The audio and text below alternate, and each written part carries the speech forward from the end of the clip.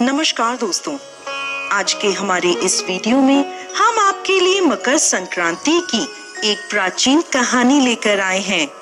एक समय की बात है, किसी राज्य में हरिदास विष्णु सेवक और उसकी पत्नी गुणवती रहते थे।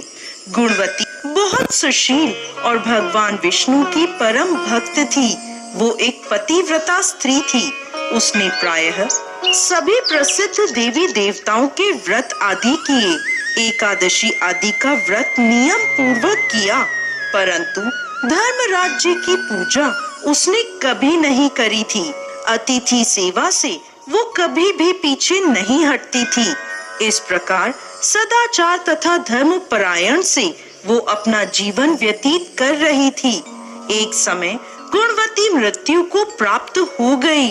धर्म कर्म के प्रभाव से यमदूत उसे आदर पूर्वक पापियों को भय प्रदान करने वाले धर्मराज जी के लोक में ले गए, जहां उसने देखा कि उस लोक के 4 द्वार हैं। नगर के बीचों बीच धर्मराज जी का बहुत भव्य और सुंदर मंदिर है। जिस मंदिर में धर्मराज जी विराजमान हैं, उनके पास चित्रगुप्त जी भी विराजमान हैं, जो मृत व्यक्तियों के पापों का लेखा जोखा धर्मराज जी को सुनाते हैं। यमराज के दूत गुणवती को वहां ले गए। जैसे ही गुणवती ने धर्मराज जी को देखा, वो भयभीत होकर कांपने लगी और नीचे मुंह करके खड़ी हो गई।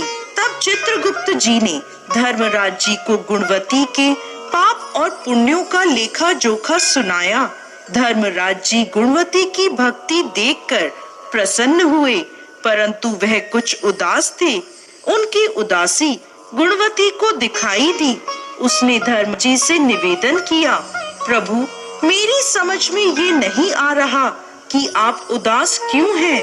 कृपा करके मुझे इसका कारण बताएं। तब धर्मराज जी ने कहा, हे देवी, तुमने जब तब व्रत दान आदि कर सभी देवताओं को संतुष्ट किया है, परंतु मेरे नाम का तुमने कभी भी कोई भी दान पुण्य व्रत आदि नहीं किया।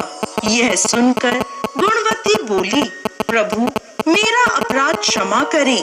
मैं आपकी उपासना की विधि नहीं जानती थी।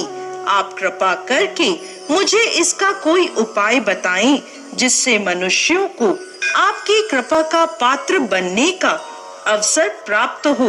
तब धर्मराज जी कहने लगे, सूर्य भगवान के उत्तरायण में जाते ही जो महापुण्यदायी मकर संक्रांति आती है, उसी दिन से मेरी पूजा शुरू करनी चाहिए।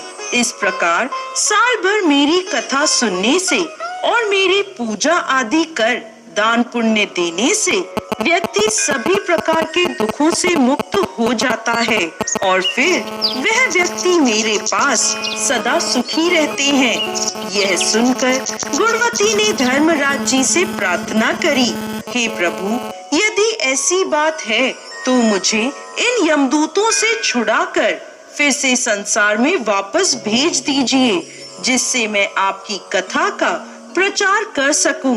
गुणवती की यह प्रार्थना सुनकर धर्मराज जी ने उसे धरती लोक पर वापस जाने की स्वीकृति दे दी। उसी समय गुणवती के मृत शरीर में प्राण वापस आ गए। उसके पुत्र बोले, हमारी माता फिर से जीवित हो गई। इसके बाद गुणवती ने अपने पति और पुत्रों को धर्मराज जी की सारी बातें बता दी।